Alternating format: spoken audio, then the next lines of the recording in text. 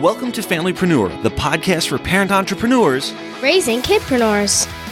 It's time for your weekly dose of inspiration and actionable tips to build your business and find better balance, all while strengthening your family. And now we'd like to introduce your host.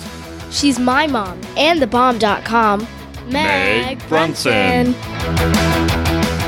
Hey there, welcome to episode number 96 of the Familypreneur podcast. Thank you so much for spending some time with me today. I want to welcome all the new listeners and also acknowledge and thank all of the returning listeners. If you're not already subscribed to the Familypreneur podcast, go ahead and hit the subscribe button in your app so that you don't miss another episode. Today is a Marketing Monday, and we are focused on audiences this month. So there are two major categories of audiences that I refer to a lot. One is cold audiences, and the other is warm audiences. And I just want to quickly give a definition to what that means, just in case it's a new term for you. So cold audiences, simply put, are people who don't know you. And warm audiences, also simply put, are people who do. So a warm audience there could be a range, right? It's not just like, do you know this person, yes or no? It then becomes, how well do you know them? So some people do refer to warm audiences or hot audiences. And those hot audiences are more likely to convert because they're like super engaged with you. So that's what the cold and warm means. Cold audiences can also be referred to as prospecting audiences because you're looking for new people. Whereas warm audiences, sometimes I call retargeting or remarketing audiences because those are people that you've already gotten in front of in some way, and now you want to get in front of them again because you know that it often takes multiple times to be in front of somebody before they decide to convert and become a client or a customer. So those are the two major types of audiences. Now today I want to start by talking about prospecting audiences. So those cold prospecting audiences. And when it comes to cold audiences on Facebook, there are actually two very different approaches. One approach is to leverage Facebook's core audience targeting, which is what we're going to talk about today. The other approach is to leverage the warm audiences that you already have in order to find more people who are like those people. Now, we're going to be talking about warm audiences and that lookalike targeting over the next 2 weeks. Today, we're going to focus on Facebook's core audience targeting. So when you're building a Facebook ad and you get into the ad set level, that's the second major step where you're going to identify your targeting, your budgets, your placements, and there's a couple other options on that page. Again, we're just going to focus on targeting today. Like most Mondays, I will have a video that I will be uploading to YouTube and I will be sharing in the show notes. So if you want to check out that video, either now or after listening to this episode, you can head over to megbrunson.com/96, and I will repeat that at the end of the show, but it's megbrunson.com/96. That's where you'll be able to find the YouTube video and the show notes. Now, when you get into the audiences category, the first box that you're going to see is custom audiences, but we're going to skip over that one because that's what we're going to talk about next week. So we're going to dive right into the initial demographic options that Facebook asks us to select. The locations, the age, the gender, and the languages. I'm going to touch on these really quick because what I really want to do is get down to the detailed targeting box. So for locations, you're going to notice that there is a drop down and you can change the category of people that you want to target. So you can target everybody who is currently in a specific location. You can target people who live in a specific location, people recently in a specific location, or people traveling in that location. There are these little icons that you can hover over if you want to understand a little bit more about what those mean, but typically it's easy to figure out. Quick rundown of locations. Then you're going to target your age range.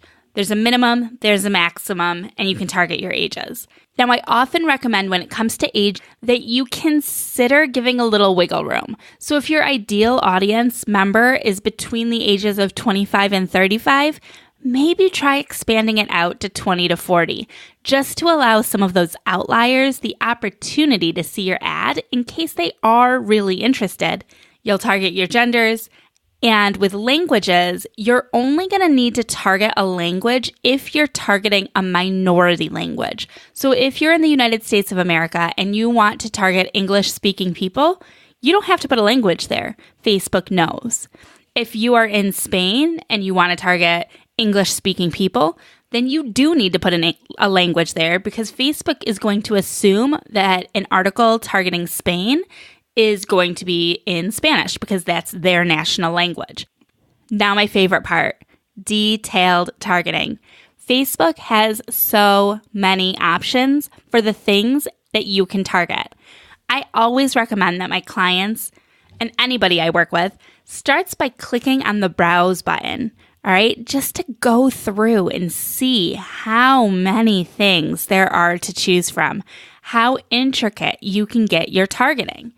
I also want to talk about the categories within the detailed targeting section. So when you click on browse, you're going to notice that the categories are all divided into either demographics, interests, or behaviors. So demographics are basically traits or qualities that people have. Most of these are things that they have actually told Facebook, right? So you can target parents of kids in specific age ranges, and that's easy for Facebook to do because people write on Facebook when they've had children, like they enter that as a life event. Facebook can also identify likely demographics based on your other activities online. So demographics I really enjoy using because I feel like it's easy to pinpoint those qualities. Now, interests are not my favorite, right? Because the way that Facebook determines interests is based on how a person is interacting with content online. Now, I'm going to get political for a minute, but not really. Okay, we're not really going to get political. Don't worry. But when I say the name Donald Trump, you likely have one of two reactions. You either love him or you don't, right? Like there's no middle ground. It's in one extreme or the other. Now, if we target an interest in Donald Trump, we're going to have the same issue. Half of the people in our audience are going to be interested in his success, and the other half of that audience is going to be interested in his failure. We have to be really careful when we're using interest-based targeting, especially if we're targeting content that might be controversial. And sometimes the things that are controversial are not what we would expect, right? Like there's so many things that people just stir up controversy around. Finally, behaviors. So these are things that Facebook is able to identify based on your activities or the things that you're telling Facebook that you do. One of my favorite things that you can do with targeting behaviors is you can target engaged shoppers on Facebook. So if you're an e-commerce platform, you can target people who have clicked on the Shop Now button within the past week, which just indicates that they have some, willingness to click on that button that says Shop Now. They're not opposed to online shopping. So I prefer to stay in the demographics and behaviors categories as much as possible, but sometimes tapping into interests is unavoidable too. So I just wanted to break down kind of the difference between those things, and especially with a focus on why interests are unique and why you should use that with caution. Now, the other thing I want to mention in this detailed targeting box is a misconception that I hear and I see all the time. People tend to believe that you can target other people's pages or other people's groups. And I want to set the record straight there. First of all, you cannot target groups. So if there is a group on Facebook that, is full of your people, that is great, but it is unfortunate because you cannot target them in a Facebook ad. Okay, that's currently not an option. I would love for it to be an option one day, but I don't have that magic, crystal ball. So I'm not sure if that'll ever happen. But right now, you cannot target groups. When it comes to pages, You cannot target another page's fans. You can't do it. Facebook recognizes that your fans are kind of your property, right? Like you've worked to get those people to like your page. You might have even paid money to run ads to get people to like your page. And Facebook is not going to allow other people to just siphon your fans. And they're not going to allow you to do it to other people either. So you may be saying, but I follow a page and when I put them in the search bar, I found that page. I get it. It happens. The example that I use is Smart Passive Income with Pat Flynn. So if you listen to this podcast, you probably know that I really appreciate Pat Flynn and all that he does for the entrepreneurial world. He was on episode number 33 of this podcast. If you're unfamiliar with Pat, definitely go give that episode a listen because it's amazing. But anyhow, he has a Facebook page and he is also a targetable option. But if you go and you look at the number of his Facebook page fans, and you go and you look at the number of people in his targetable audience segment, you will notice that they are not the same because you are not actually targeting his fans. What you are targeting is what Facebook is determined is an audience of people who are interested in Pat Flynn or other audiences related to Pat Flynn. So they've taken that page and the algorithms have determined what type of people might be interested in that page, right?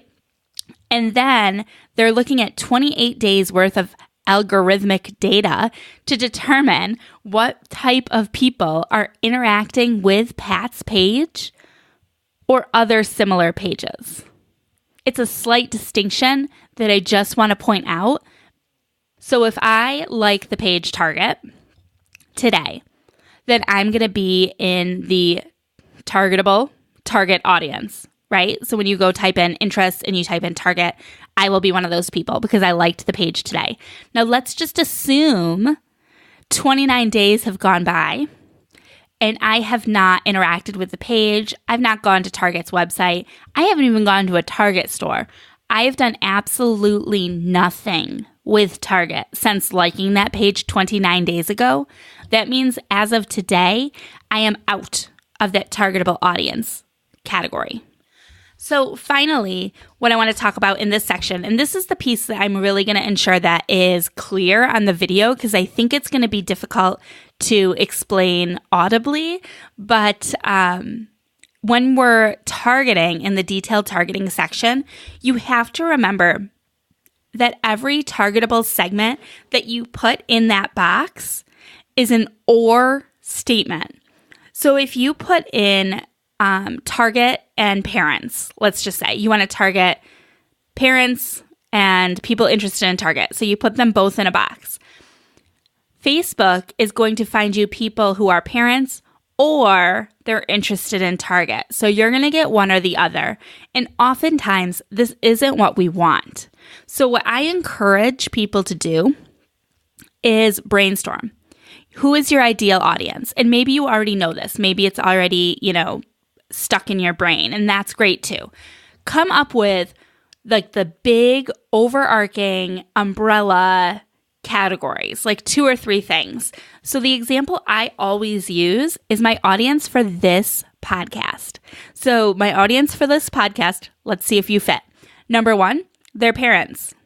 Number 2, they're entrepreneurial. And number 3, they listen to podcasts. So you'll notice those are big categories, right? So then what I do is in the box, I put parents. And then I may add some additional targeting segments that will help ensure that I'm targeting all of the parents. Let I get all the parents I can into one box, right? Then underneath the box, there is a small link that says narrow further. I'm going to click that narrow further link and it's going to populate a brand new box.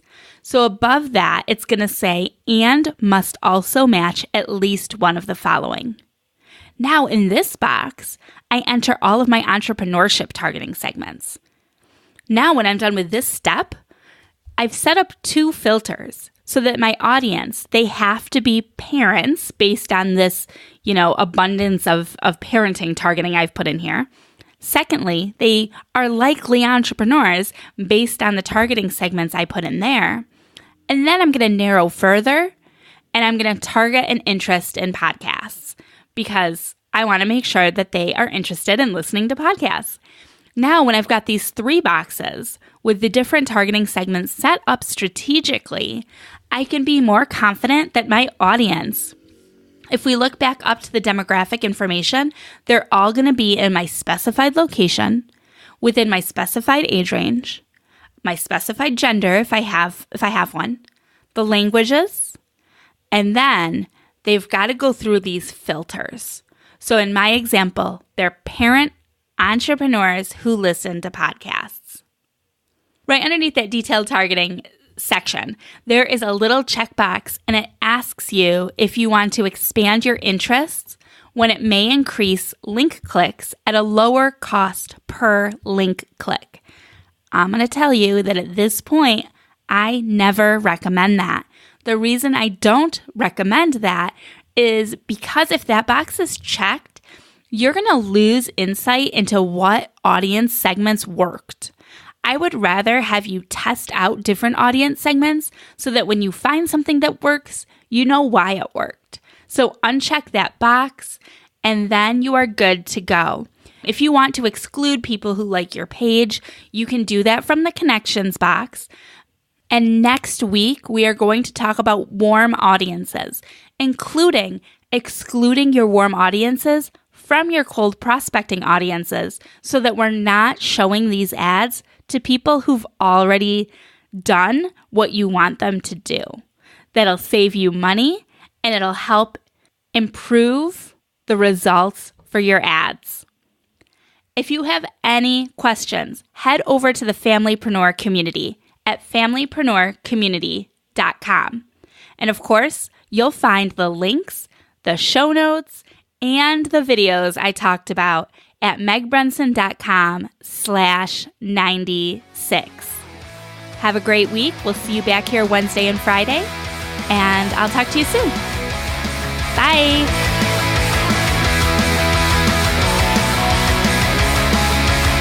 Do us a favor. Share this podcast to a friend. It's like my mom always says, sharing is caring.